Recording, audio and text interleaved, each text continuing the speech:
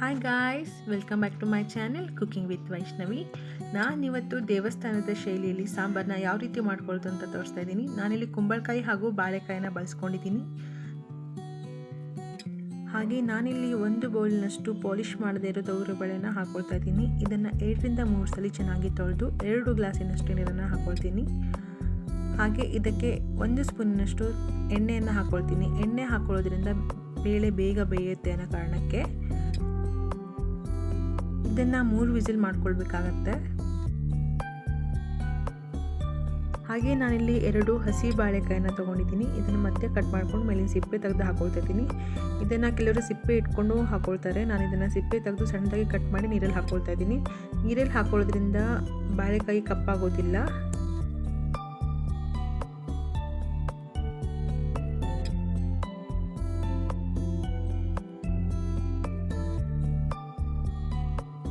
ನಾನಿವಾಗ ಕಟ್ ಮಾಡ್ಕೊಂಡಿರುವಂತಹ ಬಾಳೆಕಾಯಿ ಹಾಗೂ ಕುಂಬಳಕಾಯಿನ ಬೇಯಿಸ್ಕೊಳ್ತಾ ಇದ್ದೀನಿ.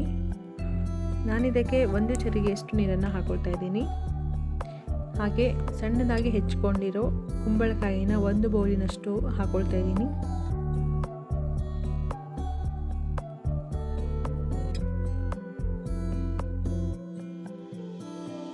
ಹಾಗೆ ಬಾಳೆಕಾಯಿಯನ್ನು ಹಾಕೊಳ್ಳೋಣ. ನಾನಿದನ್ನು ಕುಕ್ಕರಲ್ಲಿ ಬೇಯಿಸ್ಕೊಂಡ್ಬಿಟ್ರೆ ತುಂಬಾ ಕರ್ಕೋಗ್ಬಿಡುತ್ತೆ. ಅದಕ್ಕಾಗಿ ನಾನು ಇದನ್ನು ಪಾತ್ರೆಯಲ್ಲೇ ಬೇಯಿಸ್ಕೊಳ್ತಾ ಇದ್ದೀನಿ.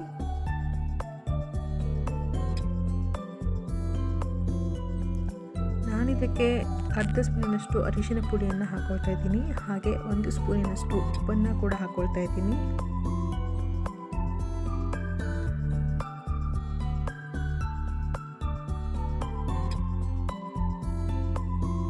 ಹಾಗೆ 1 ಸ್ಪೂನಿನಷ್ಟು ಖಾರದ ಪುಡಿಯನ್ನು ಹಾಕೊಳ್ತೀನಿ. ನಾನಿಲ್ಲಿ ಸಿಹಿಗೋಸ್ಕರ ಸ್ವಲ್ಪ ಬೆಲ್ಲವನ್ನು ಹಾಕೊಳ್ತಾ ಇದ್ದೀನಿ. ಹಾಗೆ ಸ್ವಲ್ಪನೇ ಹುಳಿಯನ್ನು ಹಾಕೊಳ್ಳೋಣ. ಇದನ್ನು ಒಂದು 10 ನಿಮಿಷ ಬೇಯಿಸ್ಕೊಂಡ್ರೆ ಸಾಕು. ಕುದಿಯಕ್ಕೆ ಬಿಡೋಣ.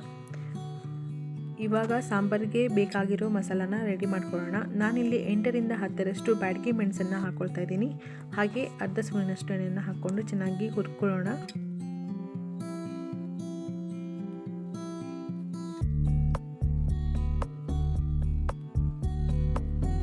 ಇವಾಗ ಮೆಣಸು ಚೆನ್ನಾಗಿ ಹುರಿದಿದೆ. ನಾನು ಇದನ್ನು ಬೇರೆ ಪ್ಲೇಟಿಗೆ ಹಾಕ್ಕೊಳ್ತೀನಿ. ಹಾಗೆ ನಾನಿಲ್ಲಿ ಅರ್ಧ ಕಪ್ನಷ್ಟು ತೊಗೊಂಡಿದ್ದೆ ಕೊತ್ತಂಬರಿ ಕಾಳನ್ನು. ನೀವು ಇದನ್ನು 3 ರಿಂದ 4 ಸ್ಪೂನಷ್ಟು ಹಾಕ್ಕೊಂಡ್ರೆ ಸಾಕಾಗುತ್ತೆ.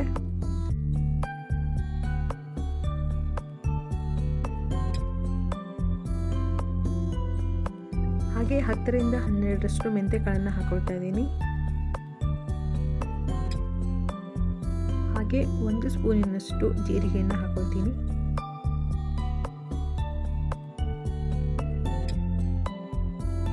ಹಾಗೆ ನಾನಿಲ್ಲಿ 1.5 ಸ್ಪೂನಷ್ಟು ಉದ್ದಿನಬೇಳೆಯನ್ನು ಹಾಕ್ಕೊಳ್ತಾ ಇದ್ದೀನಿ. ನಾನು ಇದನ್ನು ಕೈ ಅಳತೆ ಮಾಡಿ ಹಾಕ್ಕೊಂಡಿದ್ದೀನಿ.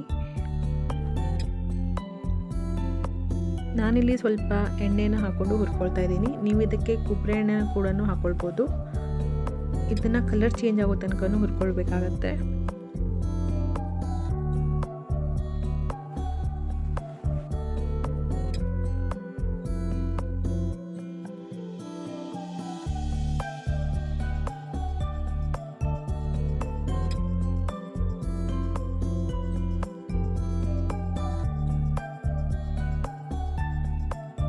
ಇವಾಗ ಹುರಿದಿದ್ದಾಗಿದೆ. ಗ್ಯಾಸ್ ಆಫ್ ಮಾಡ್ಕೊಳ್ತೀನಿ.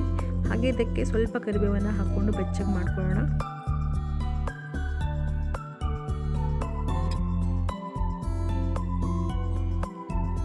ಹುರಿದಿಟ್ಕೊಂಡಿರುವಂಥ ಪದಾರ್ಥನ ಇವಾಗ ತಣ್ಣಗಾಗಕ್ಕೆ ಬಿಡೋಣ.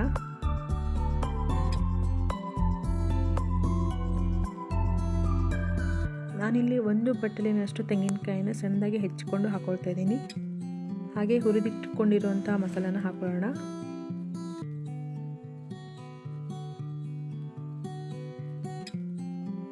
ಹಾಗೆ ಸ್ವಲ್ಪ ಹಿಂಗನ್ನು ಹಾಕ್ಕೊಳ್ತಾ ಇದ್ದೀನಿ. ಇವಾಗ ಸಣ್ಣದಾಗಿ ಪೇಸ್ಟ್ ಮಾಡ್ಕೊಂಡು ಬರೋಣ. ಹಾಗೆ ನಾವಿಲ್ಲಿ ಕುದಿಸ್ಕೊಂಡಿರುವಂಥ ತೊಗರಿಬೇಳೆನ ಹಾಕ್ಕೊಳ್ಬೇಕಾಗತ್ತೆ.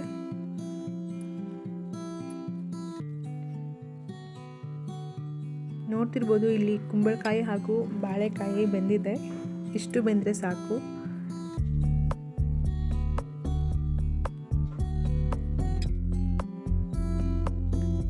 ಕುದಿಸಿ ಇಟ್ಕೊಂಡಿರುವಂಥ ತೊಗರಿಬೇಳೆನ ಹಾಕ್ಕೊಳ್ತಾ ಇದ್ದೀನಿ. ಹಾಗೆ ಸಣ್ಣದಾಗಿ ರುಬ್ಕೊಂಡಿರುವಂತಹ ಮಸಾಲಾನ ಹಾಕ್ಕೊಳ್ಬೇಕಾಗುತ್ತೆ.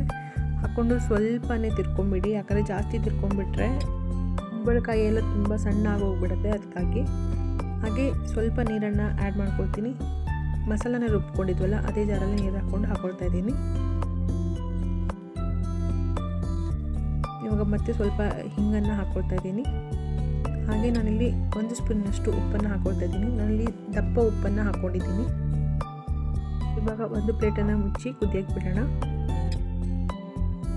ನೋಡ್ತಾ ಇರ್ಬೋದು ತುಂಬ ಚೆನ್ನಾಗಿ ಕುದೀತಾ ಇದೆ. ಇವಾಗ ಇದಕ್ಕೆ ಒಗ್ಗರಣೆಯನ್ನು ಹಾಕೊಳ್ಳೋಣ. ಇವಾಗ ಸಾಂಬಾರಿಗೆ ಒಗ್ಗರಣೆಯನ್ನು ರೆಡಿ ಮಾಡ್ಕೊಳ್ಳೋಣ. ನಾನಿಲ್ಲಿ 2 ಸ್ಪೂನಿನಷ್ಟು ಎಣ್ಣೆಯನ್ನು ಹಾಕ್ಕೊಳ್ತಾ ಇದ್ದೀನಿ. ಹಾಗೆ 1 ಸ್ಪೂನಿನಷ್ಟು ಸಾಸಿವೆ, 1 ಸ್ಪೂನಿನಷ್ಟು ಜೀರಿಗೆ, ಹಾಗೆ 1 ಒಣಮೆಣಸು, ಹಾಗೆ ಸ್ವಲ್ಪ ಕರಿಬೇವನ್ನು ಹಾಕ್ಕೊಳ್ತಾ ಇದ್ದೀನಿ ಅಷ್ಟೇ. ಹಾಗೆ ನೀವು ಈ ಸಾಂಬಾರನ್ನ ಮನೇಲಿ ಟ್ರೈ ಮಾಡಿ ಹೇಗಾಗಿತ್ತು ಅಂತ ನನಗೆ ತಿಳಿಸಿ.